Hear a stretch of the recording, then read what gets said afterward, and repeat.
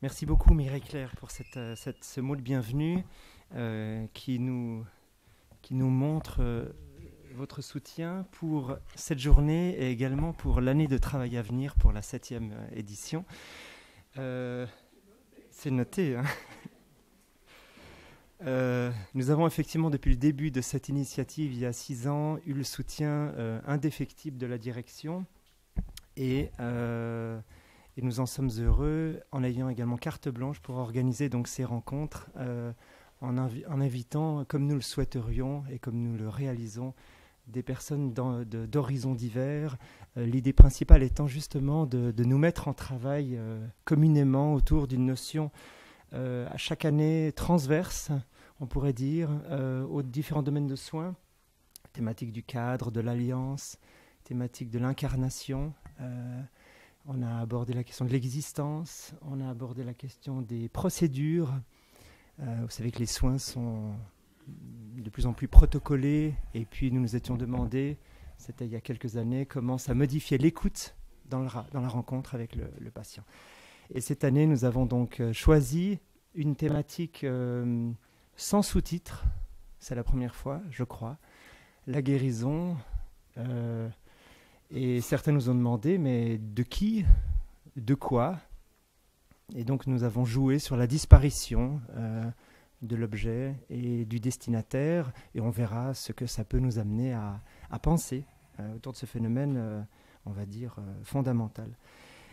Mais avant ça, 2-3 informations pour la journée.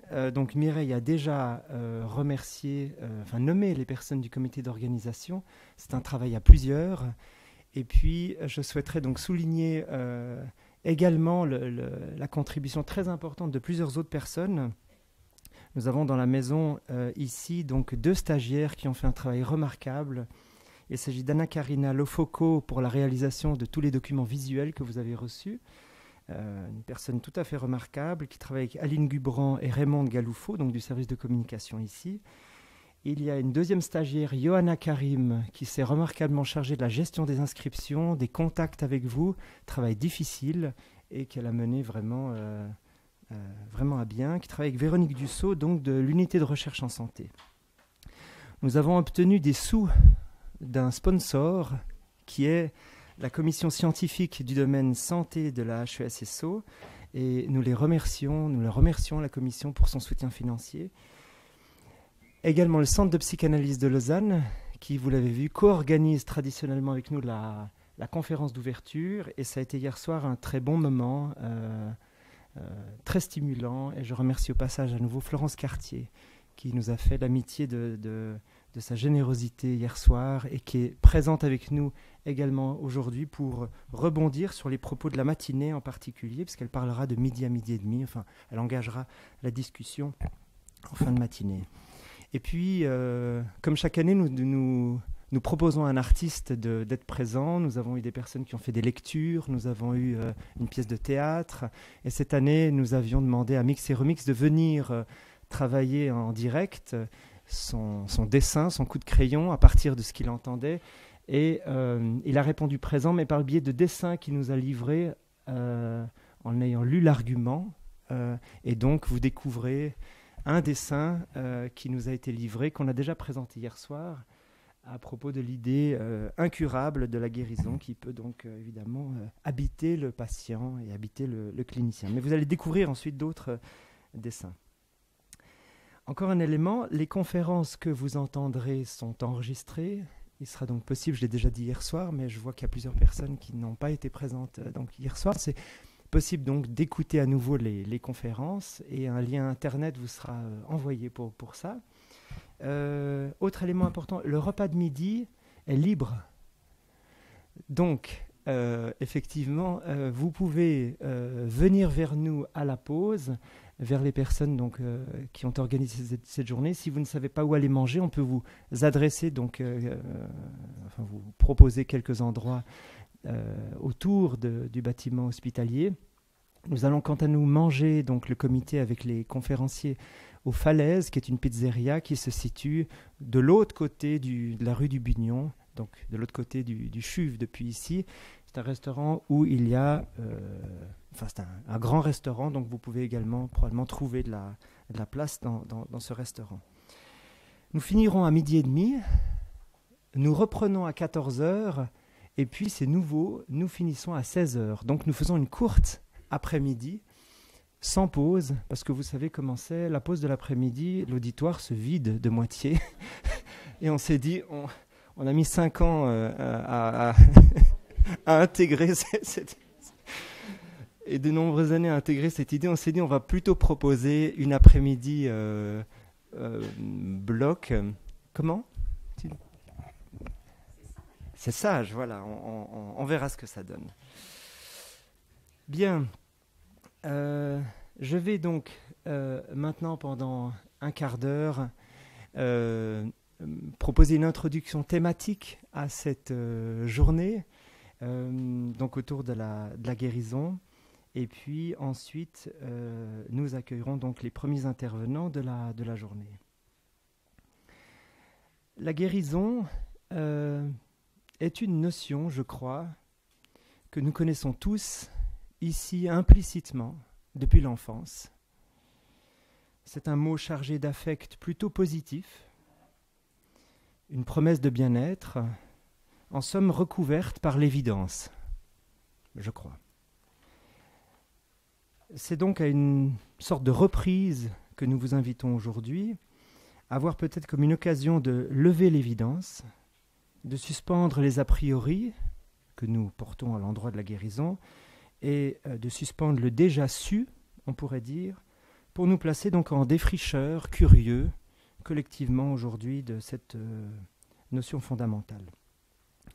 Bien sûr, nous ne ferons pas semblant aujourd'hui de penser que rien n'a déjà été écrit ou pensé sur la guérison et que l'expérience que nous en avons ne compterait pas, mais nous aimerions aussi vous inviter à ne pas céder trop vite aux nettetés, on pourrait dire, aux idées assez nettes, souvent idéologiques, et vous inviter à retremper votre curiosité avec nous dans l'entre-deux de ce débat d'idées que nous souhaiterions donc voir apparaître après les conférences, entre nous, pour aller plus avant, penser ensemble, avec plaisir. Il y a plusieurs personnes qui vont donc prendre la parole aujourd'hui, et puis vous également, justement, un temps d'échange est prévu pour cela après ces interventions. Mon introduction tiendra en 3 parties. Je voudrais d'abord dire un mot de l'expérience de la maladie, puis aborder l'idée de guérison, et puis, chose assez étonnante pour moi, ça m'est arrivé hier en relisant mon texte, j'avais envie de terminer en partant d'une situation clinique pour illustrer ce que écrire sur la guérison a engagé chez moi, réalisant qu'en fait j'étais saisi plutôt que je pensais saisir l'idée de guérison. J'étais saisi par cette notion plutôt que je pensais la saisir et l'aborder à partir d'une certaine distance.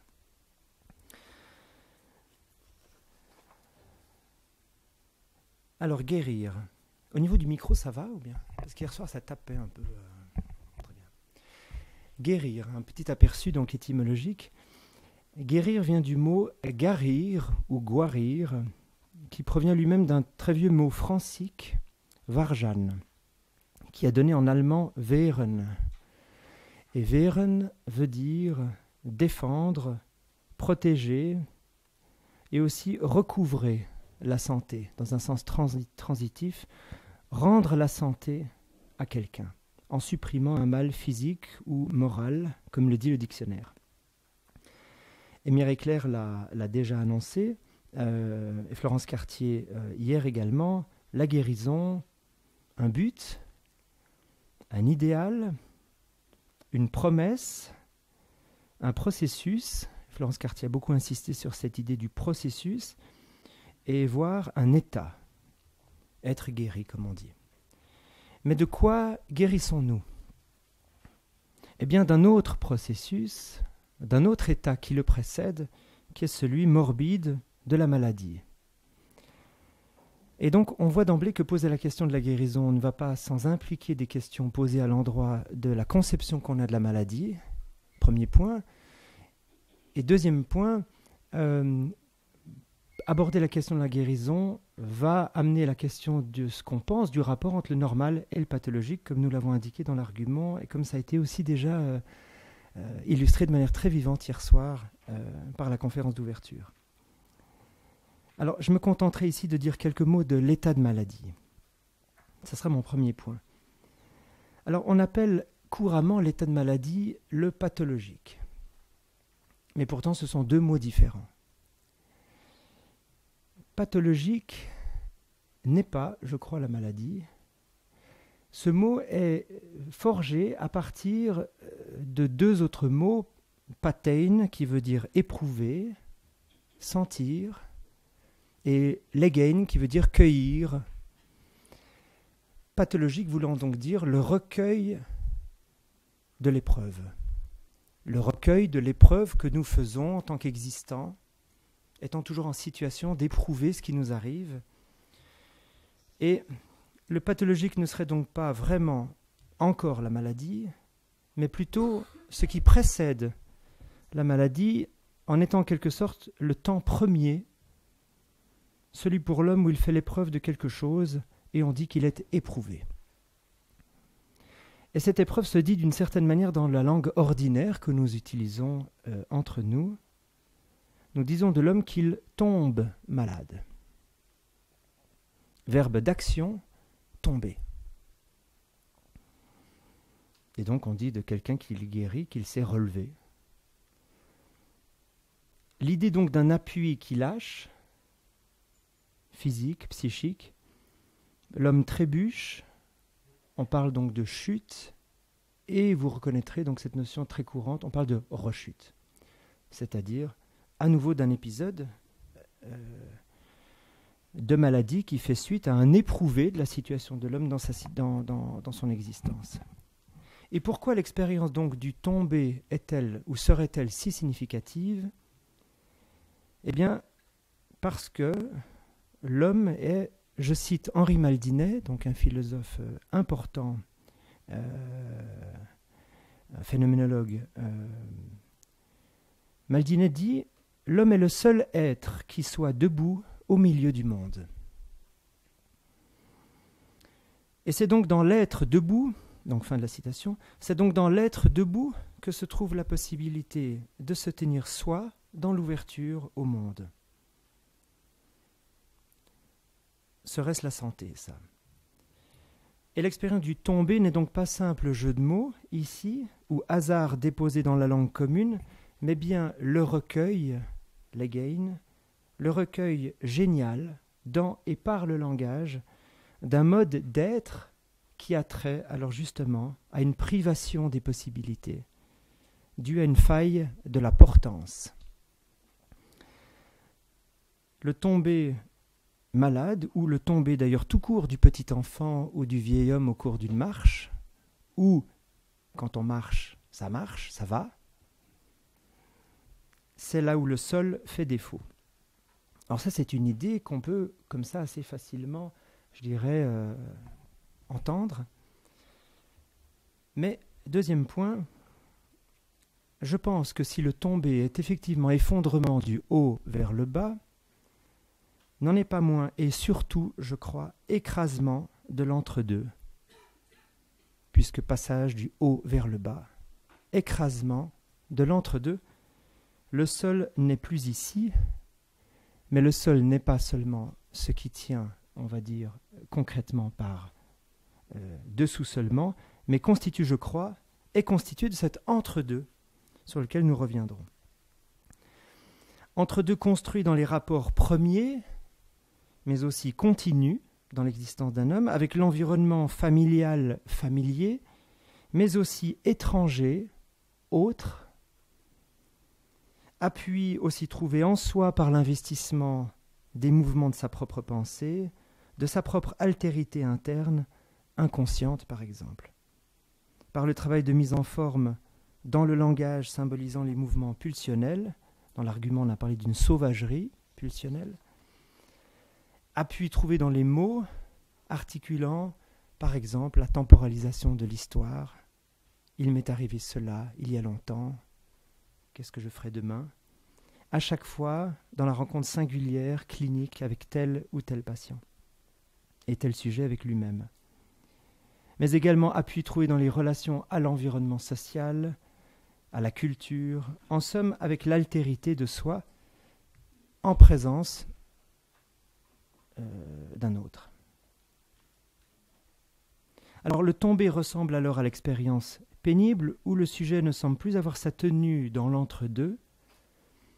Je pensais cette nuit, quand je relisais mon texte, à cette patiente dont parlait Florence Cartier, qui disait, sans doute, qu'elle ressemblait à toutes les femmes de son pays. Pas assez pouvions-nous entendre de peut-être, pour elle, tout ça semblait écrit d'avance. Affect d'angoisse, vous savez qu'angoisse est un mot angere qui veut dire rétrécissement des passages, des entre-deux. Le souffrir, dit Patrick Lecomte dans un essai récent que je vous invite à parcourir chez Encre Marine, donc son livre s'appelle Souffrir. Le souffrir, dit-il, s'impose toujours comme l'expérience de ne plus pouvoir se défaire de soi. Un collé à soi, donc j'ai fini la citation, un collé à soi qui ne veut pourtant pas dire ici que le sujet se sent alors proche de lui, mais bien plutôt qu'il ne peut plus s'ouvrir dans le sentir de sa situation à sa propre présence en ouverture aux choses. Le coller à soi, la colle. La colle est faite pour colmater les espaces intermédiaires. Et quand nous collons à nous-mêmes, évidemment, dit Patrick Lecomte, c'est cela, la souffrance. Enfin, c'est une perspective qui me paraissait intéressante. Et on voit bien, je crois, dans la clinique, comment la souffrance peut relever de cet écrasement des entre-deux vécus dans sa psyché ou dans son corps. Alors, nous en arrivons à une conception, au fond, assez classique de la maladie, vue depuis l'Antiquité grecque comme déséquilibre, tombée, perte d'équilibre. Et avec elle, une notion de guérison qui va impliquer le souhait, l'attente d'un retour intégral à l'état d'avant, à l'état d'équilibre. La terminaison de cet état limite, qui s'est imposé du dedans ou du dehors, expulsion du mal, éradication des signes de la maladie, signes gênants, se rétablir, comme nous disons aujourd'hui, qu'il s'agit d'un rétablissement. 2 minutes. Et puis il existe une seconde conception de la maladie, que Canguilhem rappelle souvent dans ses travaux, c'est que l'homme fait une maladie pour guérir. C'est la deuxième conception très intéressante et dynamique. La maladie comme tentative de retrouver l'équilibre avec ses bénéfices primaires et ses bénéfices, dira Freud, secondaires, c'est-à-dire inconscients. Réaménagement donc par le sujet pour obtenir ce nouvel équilibre. Et là, la psychiatrie a un enseignement à transmettre. La psychanalyse a un enseignement à transmettre. Elle qui sait que le retour intégral à l'état initial n'est pas possible. Et cet enseignement, c'est qu'il faut être deux pour guérir. Car c'est par le biais d'un rapport à l'altérité, je disais tout à l'heure, que le sujet se décolle en quelque sorte de lui-même pour pouvoir aller vers, comprendre, défaire, refaire autrement, entendre le sens de la maladie comme réponse inventive, créative à l'épreuve endurée. Il y a cette phrase de Thomas Bernhard dans Perturbation, pièce qui avait été jouée à Vidi il y a quelques mois. « Les maladies sont le plus court chemin de l'homme pour arriver à soi. » Le plus court chemin. La guérison passerait-elle alors par la constitution des espaces entre deux, lieux de circulation et de passage, comme un appartement aurait besoin de corridors, d'espaces intervallaires pour distribuer ses pièces, mener par le vide le pas de celui qui l'habite.